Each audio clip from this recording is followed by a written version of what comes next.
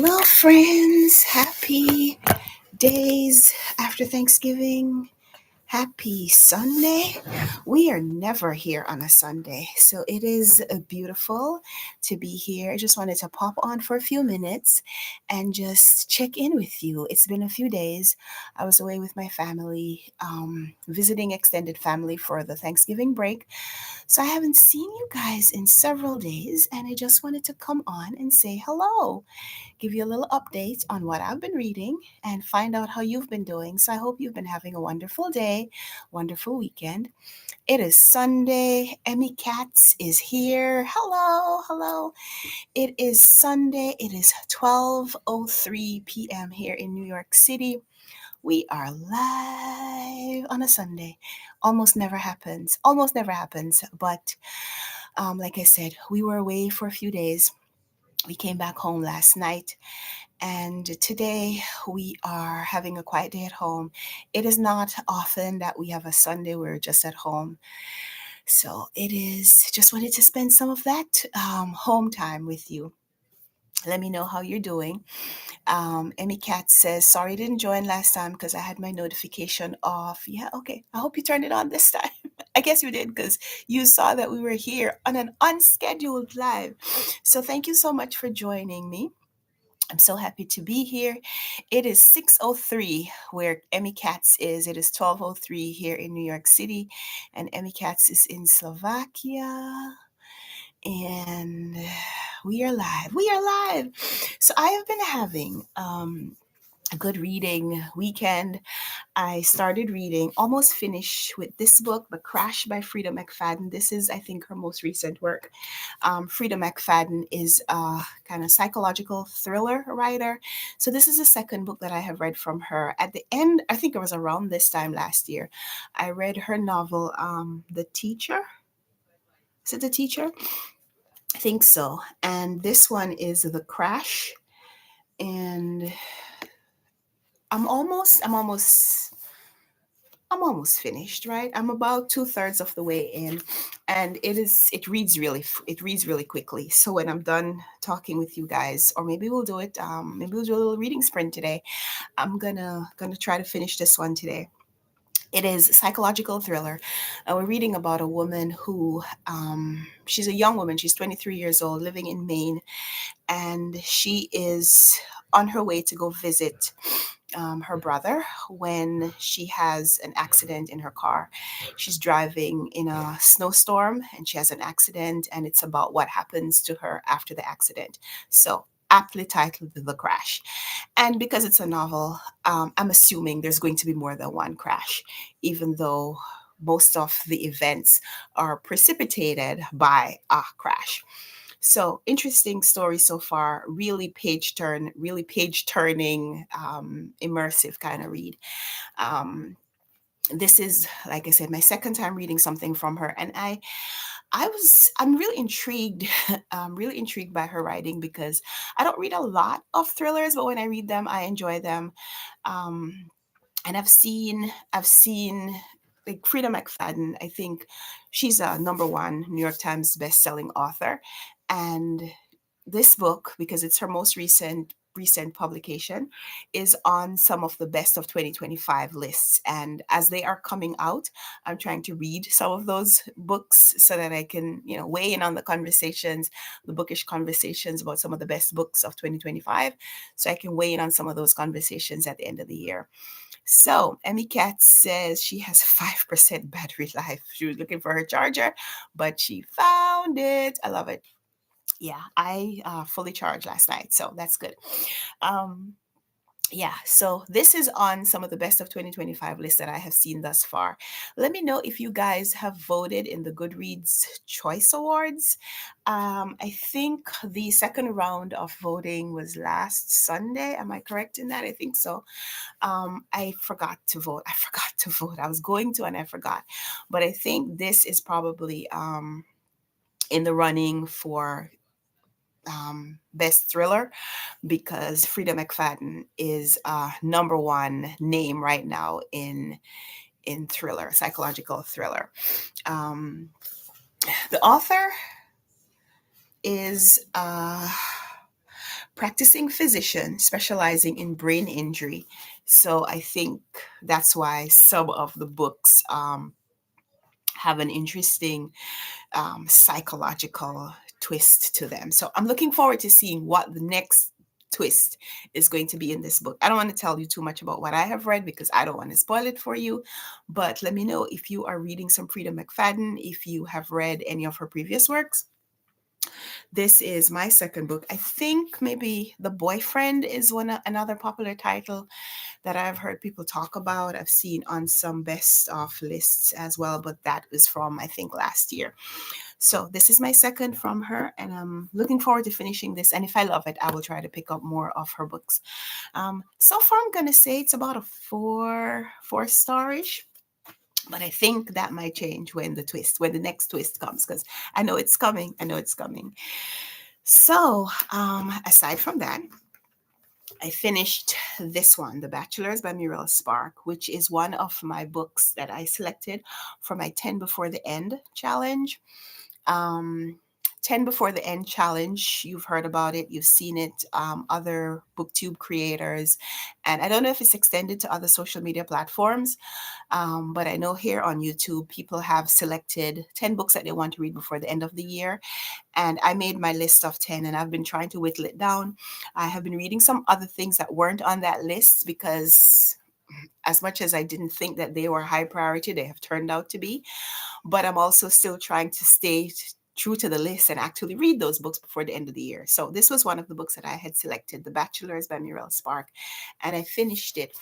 It is a little under 200 pages, 186 pages to be precise.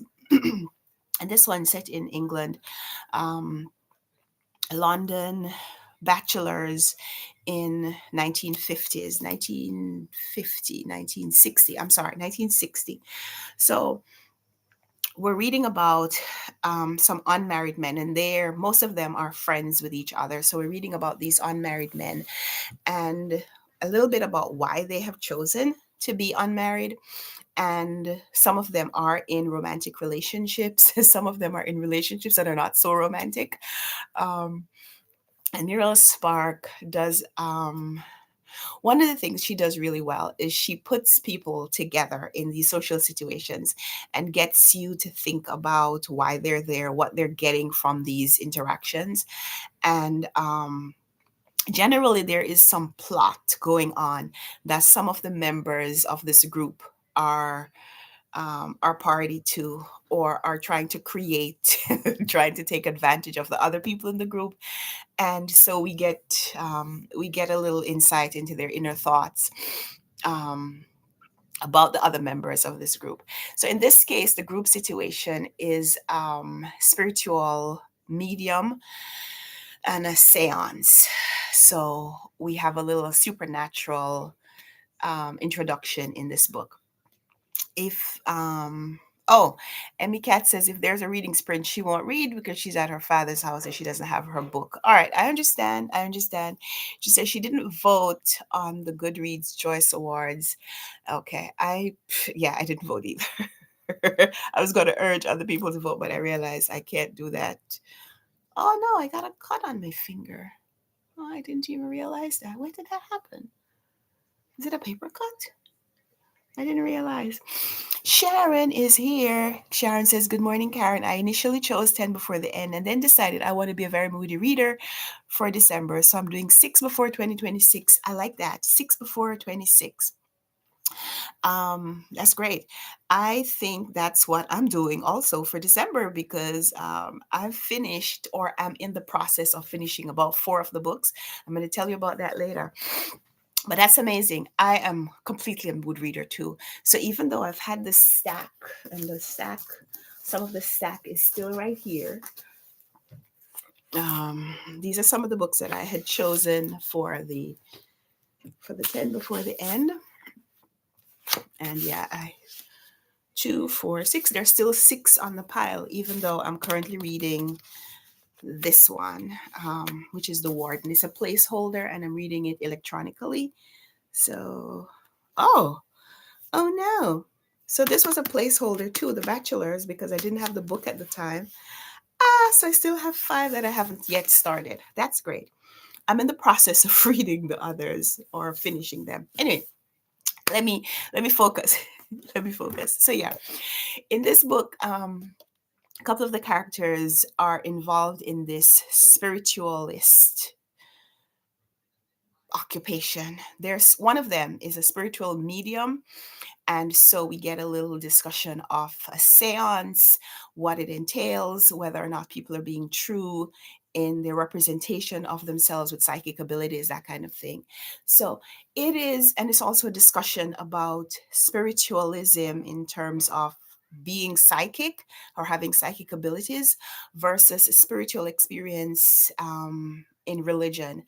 And there's some questions that Muriel Spark introduces in her novels, even though she doesn't answer those questions herself. She introduces the question so that the reader can maybe ruminate on their own answer.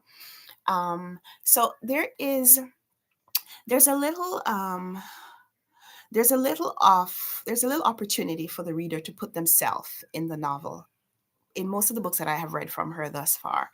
So I like that, but I understand that that's not what everybody wants in a novel. I think some readers probably want more of the author's input in a novel, and that's great, right? I think that's why some people read books. They want the author to give more of a resolution, and some of Muriel Spark's novels leave a little bit of that question. So in this book, and it's I'm not spoiling the story, just in case you're going to read it. Even though this is a, you know, 60-year-old book, 1960, 65-year-old book. I don't think I'm spoiling it. But let me just tell you that one of the characters in here is plotting to commit a crime.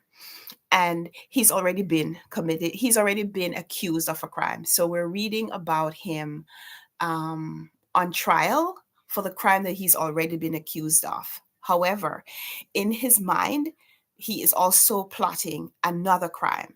And he can only commit that other crime if he is not convicted of this one. So it's like, you know, that he's a criminal. You know that he has criminal intentions, whether or not he committed the previous one or if he gets a chance to follow through on his intention that he is having right now. And it's really interesting to think about whether or not he will get a chance to commit this second or most recent crime. And it's not until the very last page, and look at this book, right? The novel ends here. And this is the back cover. There's absolutely no fly leaf. There is no place for acknowledgments or anything after the book is finished. These New Direction classic prints, they go all the way to the end. So this is the library. This is the library page, the library stamps, and this is the last page of the novel, last page of the text, and it is. So this is the last page, half a page, half of 1/3 of a page, and it is over here on one of these pages, whether the last one or whether the second to last or the third to last. That, yeah, I'm sorry. Yeah, okay. So the second to last page. Book ends on page 186. On page 185 is where we find out whether or not the crime is going to be committed. And I won't tell you if the crime is committed or not, or whether he gets off on his conviction, just in case it's a book that you're planning to read very soon. So we are following this potential crime, the crime accusation and the potential crime until almost the last page in the book. So Spark really packs a lot of story into her novels.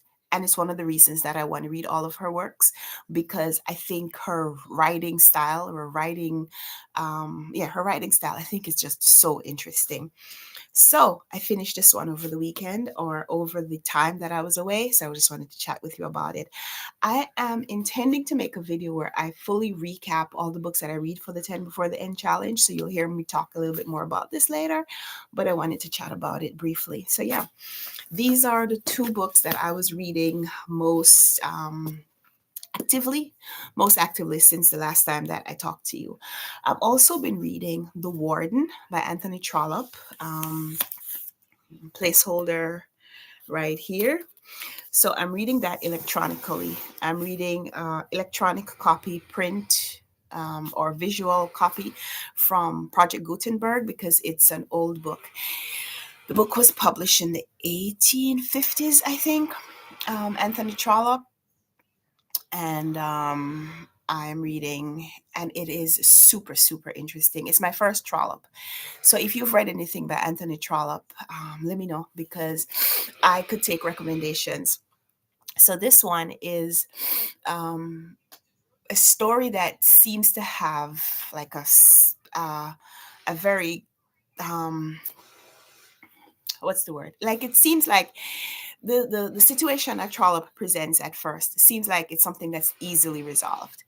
And as we expand on the story and we get more insight from the other characters, we realize how multifaceted the situation is and that there is no real simple resolution. And it's just super interesting. It is a real thought experiment for how a situation like that could be resolved, and then waiting to see how it will be resolved in the case of this novel. Um, Trollope asks again some very serious questions of the reader, like I guess, which character you side with maybe more like insightful to who you are. Like a different person, a different reader would probably sympathize with one character over another based on the situations that he presents. And one of the things just is like so interesting about the book is that the writing seems to be omniscient narrator, and then we start getting um first person narrative, and you're like, who is this first person narrator who has insight into all of these other situations? And and then and then we go back a little bit and we're getting like the novelist speaking directly to the reader, like breaking the fourth wall. And it's just like super interesting. So I'm buddy reading that. So I'm reading it a little slowly. But I think we're up to the last couple of days of reading that one because we have two more sections to check in on. And one of the check ins is probably going to be today, and the other one maybe tomorrow. So when we come back on, whether it's tomorrow or Tuesday, I'll be able to tell you a little bit more about how I feel about that novel as a complete, because I should be finished with it by then. So yeah, Emmy Cat says last Sunday it was snowing and she was happy because it doesn't snow much where she lives in the city, maybe 2 to 5 times in a year. And I built a snowman with my brother and there remains from it, but only a little bit. Oh, that is so sweet. The snow didn't last long. It melted during lunch. Okay. Yeah, we haven't had any snow accumulation here in New York City. And where I was this week, we had little flurries, little snow flurries, but nothing to accumulate, just flurries, no actual snow yet. I mean, it's still early for us. It is today, November 30th. So, is it tomorrow, 1st of December? Yeah, so we're not really expecting snow accumulation for a while, although we have predictions of a storm coming in the next few days. And I don't know if that will bring snow just because of where we live. We still get a little bit of the coast effects. We're not too far from the coast, the ocean. So I don't know. We'll see. We'll see. But if we do have snow, I will share with you. But yeah, I love to hear stories about the snowman building. So thank you so much for sharing. So yeah, those are the three books that I have been reading most recently. I also started this one, Song of Solomon by Toni Morrison. This is also on my stack of 10 before the end. So it was here. And I started reading it. I've been listening also to an audio accompaniment. Found an audiobook read by the author. So that's just delightful to have Toni Morrison's inflection while I'm reading the book. So I listened to a few chapters overnight. Um, listened to a few chapters overnight, or maybe not chapters. I listened to some pages. So I want to go back and actually follow in the text because I wasn't reading the text at the time when I was listening to it. So I'll probably start it again. Just so I can do the audio and print accompaniment, because that for me cements the story a little bit better than just listening to it, especially at the beginning. So those are the books that I've been reading. Let me know what you've been reading. Let me know what you've been reading. Um, I have a couple of things that I want to read that aren't on this stack. Um, the book for the Runwright Reads Book Club is, I don't have a copy yet, and we need to discuss it. So I don't know if anybody is going to be ready to discuss it with me, or discussion should be next Sunday. And I'm still waiting for my copy. So I'm just behind. I'm just like really, really behind on that. But it is a book by Chiara Allegria Hudes, and it is called My Broken Language, and I'm still waiting on my copy to arrive, so I'm a little late. And then we had a book scheduled for December, which we already read. So I don't think we had chosen anything to replace it. And because of that, I don't know what we will do for the Runwright Reads Book Club for December.